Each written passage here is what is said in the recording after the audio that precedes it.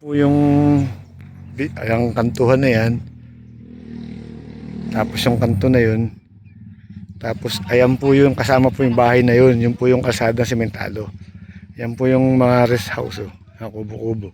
Ayan po yung beach front. Ayan. Ayan po yun. Ayan. Ayan po. Ang ganda po ng tubig. Ang ganda po ng buhangin. Oh. Ayan. Ayan po. Ayan ang dagat.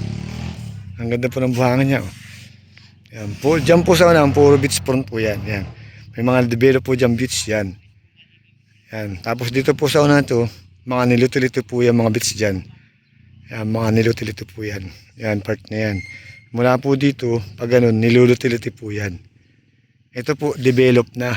1.3 hectares. 1,300 square meter po yan. Yung lupa na yan. Kasama po yung bahay. Dito po 300 square meter. Doon po 1,000 sa may bahay. Sa kabila ng kalsada. Ang ganda po ng pwesto. Relaxing po ito. Kaya abilin mo na ito mga kasama kung gusto nyo lang ng privacy. Ayan. May mga naka-develop na rin po ditong beach. So, ayan o. Mga develop na rin po yan. Yung kabila na yan. Nakita nyo may mga bakod na. Ayan, may sarili na po silang mga kubo. Ayan lang po yung bahay. Oh. Ayan po yung kalsada. May mga bakod na po yan. May mga niyog na rin po dito. Napakalilong po dito. At saka ang ganda ng pwesto. Ayan. Ayan po. Ang ganda po yan. Oh. Panalo ka dito. Napakaliwalas.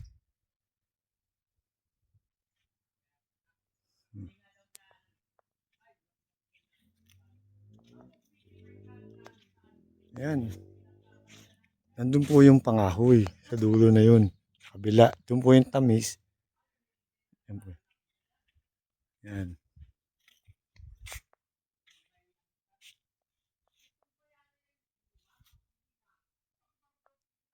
Kasama.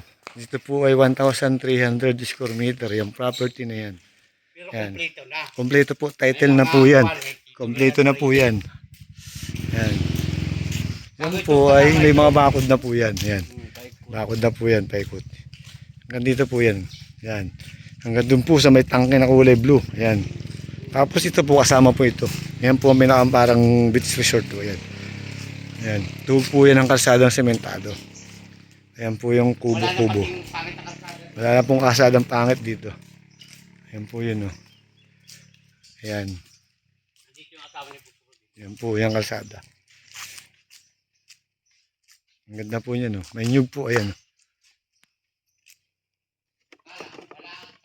Ayan, may nyug po, ayan. May mga nyug po sa loob ng property. Ayan. May kuryente, may tubig. Ayan.